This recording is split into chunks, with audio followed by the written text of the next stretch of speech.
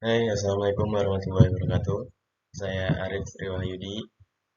Di sini saya akan mempresentasikan tentang diksi atau pilihan kata. Nah, apa itu diksi? Menurut Siswono, diksi ialah pilihan kata terhadap bahasa-bahasa yang dikuasai oleh penutur. Menurut KBBI, diksi adalah pilihan kata yang tepat dan selaras dalam penggunaannya untuk mengungkapkan ide atau gagasan sehingga diperoleh efek tertentu seperti yang diharapkan. Nah, secara garis besar, diksi artinya adalah pemilihan kata, di mana kita dapat memilih penggunaan kata sesuai dengan situasi dan kondisi terhadap lawan bicara kita. Nah, kemudian apa fungsi diksi? Nah, di sini fungsi diksi ada 6 ya. Yang pertama, melambangkan gagasan yang diekspresikan secara verbal.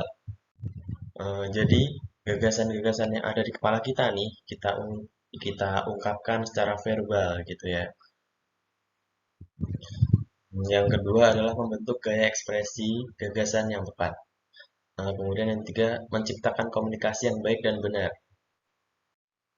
Nah, jadi ketika kita sedang berkomunikasi dengan seseorang, dengan diksi kita dapat menciptakan komunikasi yang baik dan benar sesuai konteks yang sedang kita ingin bicarakan seperti itu ya.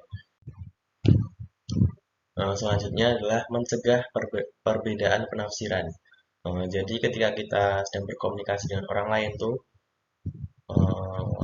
informasi dapat tersampaikan dengan benar gitu ya, nggak ada perbedaan penafsiran, nggak ada multitafsir kayak gitu ya.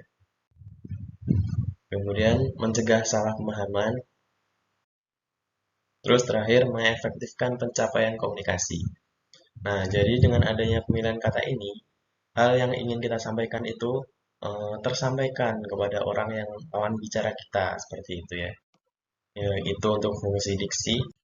Kemudian syarat diksi atau syarat pemilihan kata. Syarat-syarat diksi itu ada 3 itu ya, Pak.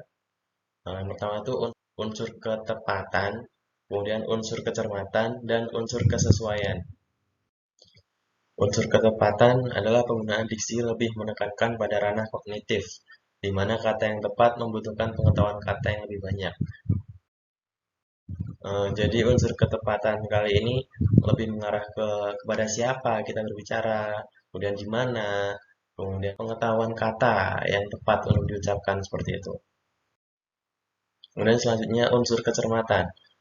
Pemakai bahasa dituntut untuk mampu memahami ekonomi bahasa dan menghindari penggunaan kata-kata yang dapat menyebabkan kemubaziran.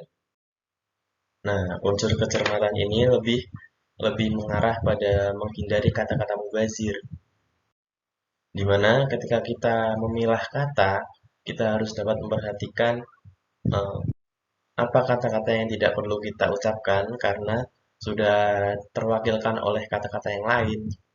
Jadi contohnya itu kalimat disebabkan oleh fakta. Nah, itu kan kurang kurang efisien ya, masih mubazir. Jadi bisa diganti dengan karena gitu. Kemudian mengajukan saran itu juga kurang kurang efisien. Jadi bisa diganti dengan menyarankan dan lain sebagainya ya, Pak. Kemudian ketiga unsur kesesuaian. Jadi unsur kesesuaian di sini kita harus sesuai dalam penggunaan ragam baku dan harus sesuai dengan keadaan di sekitar gitu ya.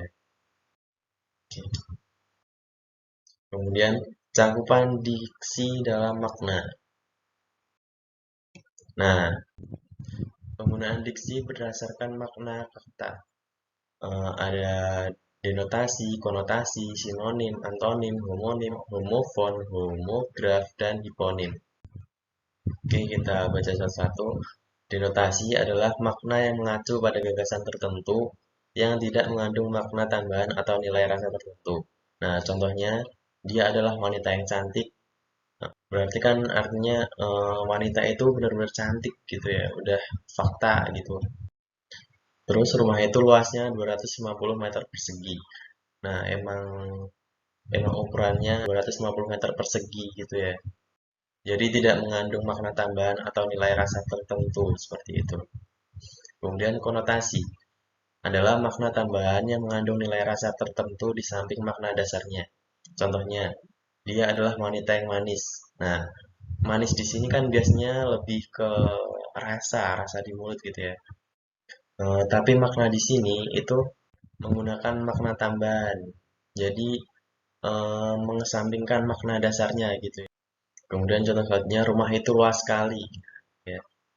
Kemudian ketiga sinonim adalah dua kata atau lebih yang pada dasarnya mempunyai makna yang sama tetapi bentuknya berlainan. Contohnya agung, besar, raya. Nah, itu kan maknanya sama. Dan mati, mangkat, wafat, meninggal juga sama.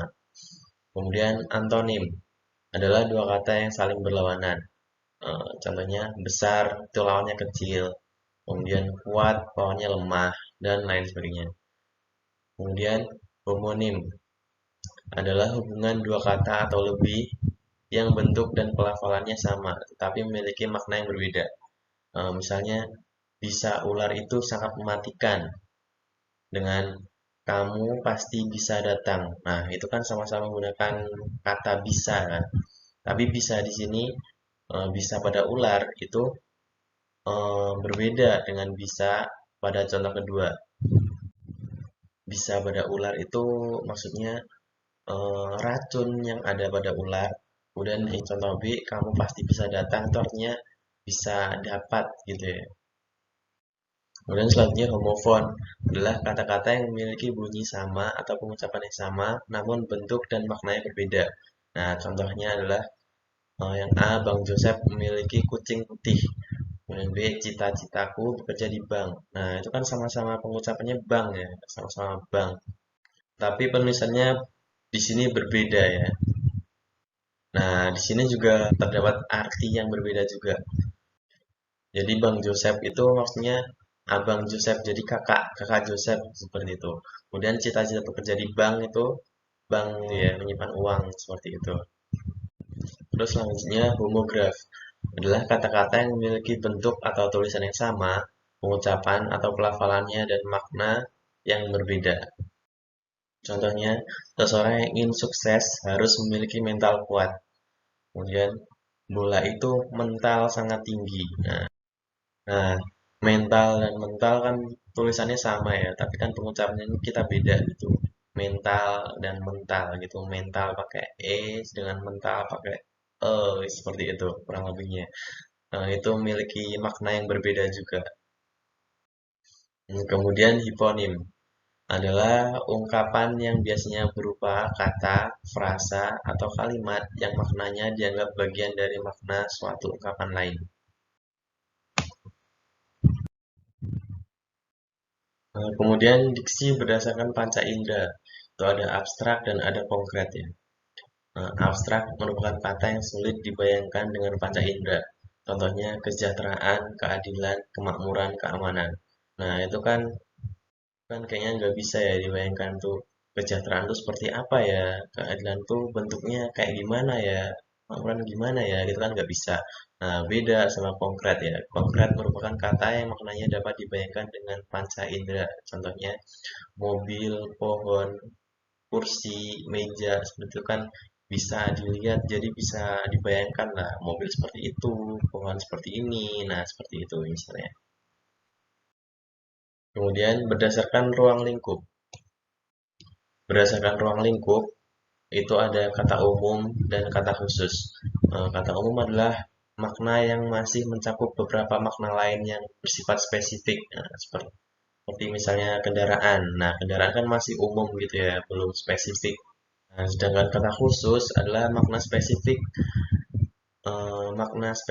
yang khusus. Nah, khusus juga biasa disebut dengan hiponim. Contohnya mobil, motor, bus, dan sebagainya. Nah, jadi kata umum tadi kan kendaraan seperti itu ya. Kendaraan itu kan masih umum, masih belum tahu kendaraan itu apa seperti itu. Kemudian dijadikan jadi khusus, jadi seperti mobil, motor, bis, kereta, seperti itu jadi makna khusus. Nah, kemudian berdasarkan baku atau tidaknya penulisan kata. Nah, kata baku adalah kata yang benar dengan aturan atau ejaan kaidah bahasa Indonesia dan bersumber dari KBBI gitu ya. Jadi untuk menentukan kata itu baku atau tidaknya, kita itu melihat di Kamus Besar Bahasa Indonesia atau KBBI yang ada atau tidaknya kata tersebut di KBBI. Nah, seperti itu. Nah, contohnya ada beberapa kata di sini yang menunjukkan kata baku dan tidak baku, seperti kata bakunya aerobik, nah, kata tidak bakunya aerobik, nah, kongres, tidak bakunya kongres, jadwal, kata tidak bakunya jadwal, dan lain sebagainya. Oke, untuk diksi ini, jadi gunakanlah pemilihan kata yang baik dan benar, kemudian sesuaikanlah dengan siapa kita berbicara, kemudian dengan lingkungannya seperti apa, kemudian kita lagi di mana. Jadi jangan semuanya saja, jangan seenaknya kita seperti itu. Kita harus tetap melihat situasi dan kondisi yang ada. Oke, mungkin itu yang dapat saya sampaikan mengenai diksi atau pilihan kata. Banyak salahnya saya mohon maaf. Wassalamualaikum warahmatullahi wabarakatuh.